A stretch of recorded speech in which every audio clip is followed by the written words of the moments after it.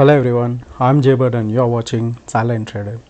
आज के इस वीडियो में हम समझेंगे कि अभी जो 2 दिन से गिरावट आ रही है, क्या आगे यहाँ से गिरावट और बढ़ सकती है या नेक्स्ट सपोर्ट जो हमारा रहेगा वो कौन सा रहेगा। कल निफ्टी एक्सपायरी है तो उसके हिसाब से भी हम यहाँ पे समझेंगे कि एक्सपायरी के हिसाब से हमें कौन सा ट्रेड लेना है।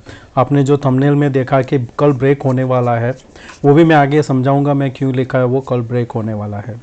अब यहाँ पर समझते हैं पहले कि निफ्टी बैंक का जब स्टार्टिंग में यहाँ से जो बाउंस आया था वो सपोर्ट यहाँ पे 460 का लेके बाउंस आया था।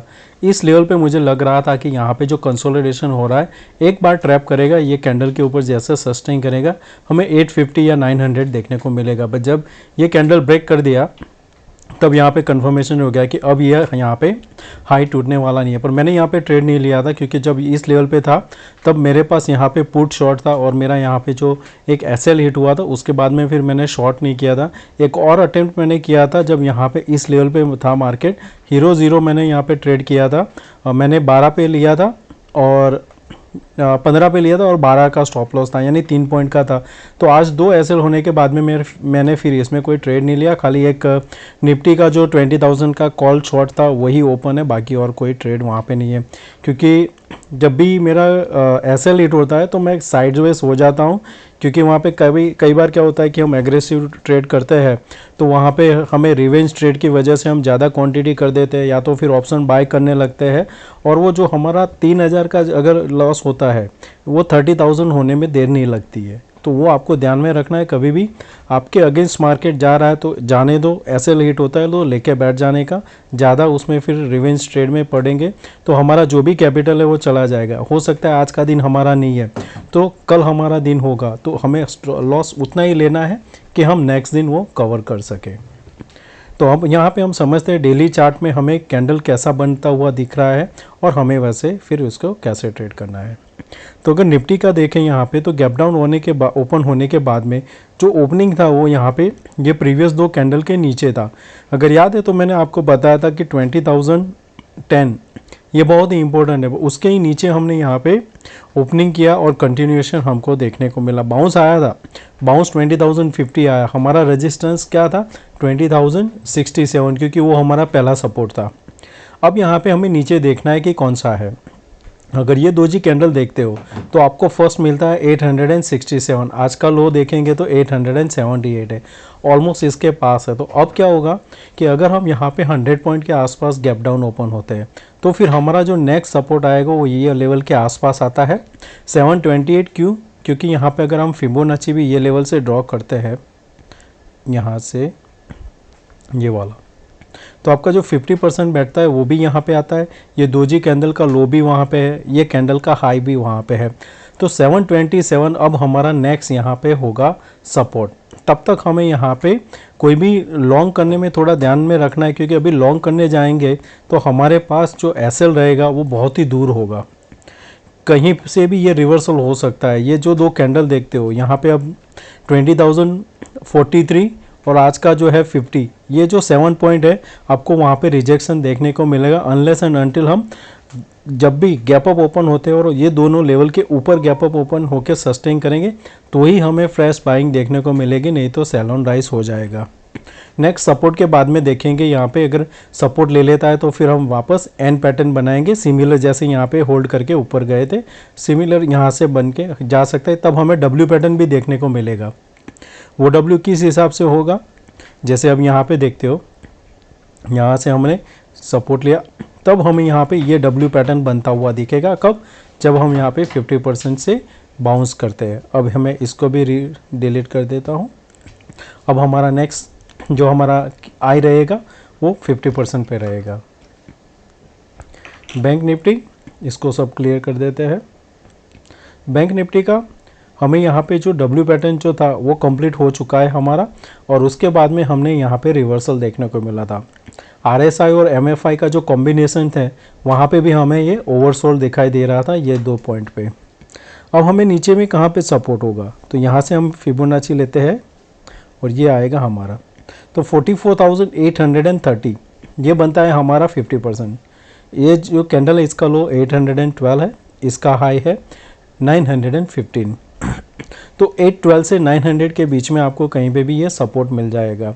तो पहला जो डीप आएगा पॉसिबल है कि हम 949 के आसपास से होके एक बाउंस दे, वापस जब नीचे जाए ये लेवल के आसपास मिले तो हम बाय करेंगे। और लॉन्ग के लिए हमें ये लेवल के ऊपर यानी कि 45,620 के ऊपर जब सस्टेन होगा तब हम यहाँ पे बाय का सोचेंगे, तब तक सेल ऑन राइज रहेगा। फिर निफ्टी में जो हमारा 20,200 का ये टारगेट था उसके ही नीचे हम यहाँ पे सस्टेन करने लगे और ओपन ही हमारा उस लेवल के नीचे हुआ था।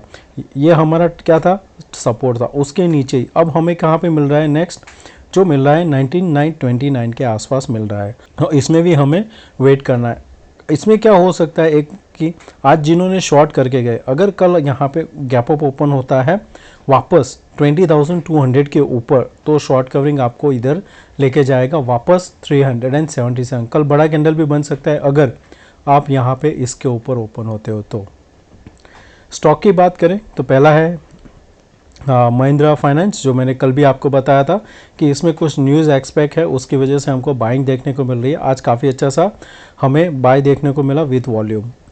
कल भी ध्यान में रखना है 310 इसके ऊपर जाता है तो आप बाय करोगे।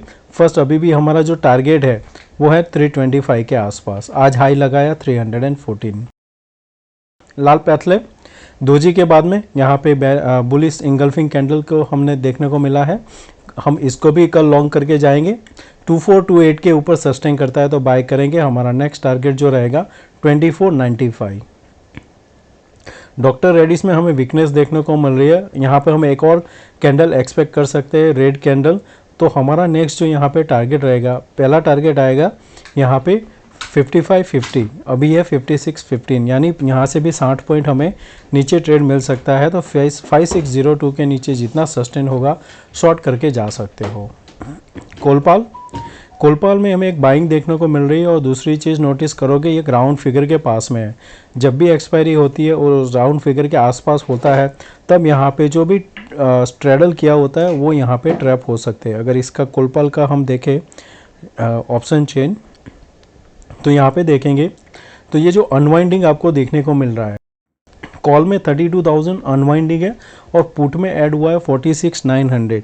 पॉसिबल है यहाँ पे फिर से हमें एक शॉर्ट कवरिंग देखने को मिल सकती है। और ये जो ट्रैप होंगे 2020 अभी भी होल्ड जो कर रहे हैं ये ट्रैप होंगे और 1,77,000 जो है वो भी ट्रैप होंगे।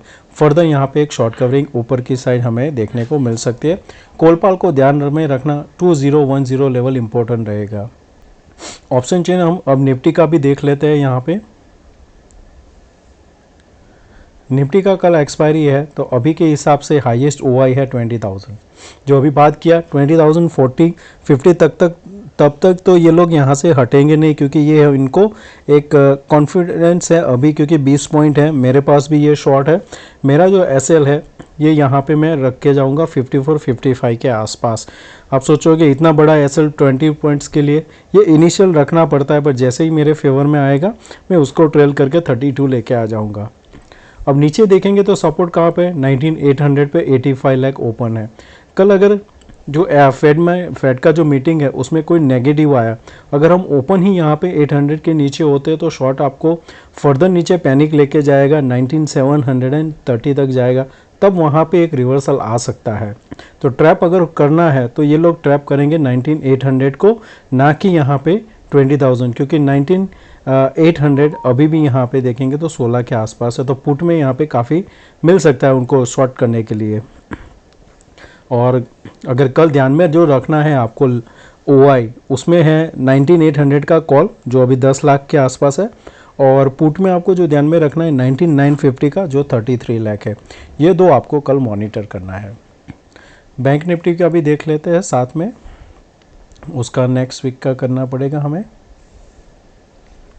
तो 28 सितंबर का जो डेटा है जिसमें 45,500 अगेन राउंड फिगर, इसका आप स्ट्रेडल उसको आप चार्ट में रख लेना। जब भी ब्रेकआउट होगा अच्छा सा आपको बाइंग मिलेगा। प्रीमियम काफ़ी अच्छा है, अभी भी यहाँ पे 600 पॉइंट के आसपास, यहाँ 600 से ज़्यादा है, तो यहाँ पे एक आपको अच्छा सा प्रॉफिट मिल सकता है। बेस्ड ऑन द प्रीमियम के हिसाब से देखेंगे तो दोनों का जो आता है टोटल में तो 650 अगर काउंट करो तो ऊपर में 46,100 के आसपास बैठेगा और नीचे में आपका 44,900 जो आपका सपोर्ट है। तो प्रीमियम के हिसाब से आपका सपोर्ट एंड रेजिस्टेंस यहाँ पे परफेक्ट बैठ रहा है। ध्यान में क्या रखना है आपको, 45,700 का पुट और नीचे में 44,300 का कॉल, ये दो आपको ध्यान में रखना है। बात करते हैं अब यहाँ पे इंट्राडे की। ग्लोबल क्यूज अभी कोई मायने नहीं रखेगा, क्योंकि आज का पूरा जो रहेगा वो डेटा के हिसाब से रहेगा, जैसा आउटकम आएगा उस हिसाब से हमें कल गैप अप या गैप डाउन देखने को मिलेगा। 19904 ये जो हमारा सपोर्ट था, मैंने यहाँ पे आपको बताया था कि ये 955 से लेके 42 के बीच में एक सपोर्ट था। अब क्या होगा कि यही चीज़ आपका एक रेजिस्टेंस का काम करेगा। तो हम यहाँ पे क्या करेंगे, नया हमारा एक रेजिस्टेंस बनाएंगे। यह आपका बनेगा नया रेजिस्टेंस जोन।